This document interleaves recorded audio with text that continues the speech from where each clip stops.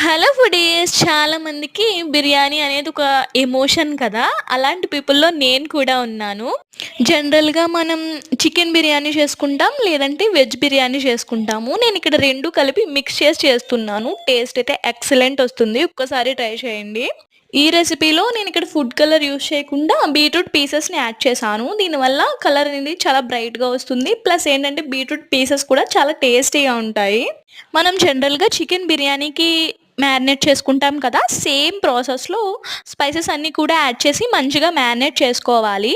చాలామంది ఇలా మ్యారినేట్ చేసిన వెంటనే చేసేస్తారు. అలా అయితే మనకి టేస్ట్ అనేది మంచిగా ఎన్హాన్స్ అవ్వదు. మినిమమ్ హాఫ్ అన్ అవర్ పాటు రెస్ట్ ఇచ్చామంటే టేస్ట్ అనేది చాలా బాగా ఉంటుంది. మనం మ్యారినేట్ చేసి స్పైసెస్ ఇంకా దాని టైమ్ టేకెన్ బట్టి బిర్యానీ అనేది బేస్ అయి ఉంటుంది. బిర్యానీ లవర్స్ ఎవరైనా ఉంటే ఒక చిన్ని లైక్ ఏసుకోండి. Thanks for watching.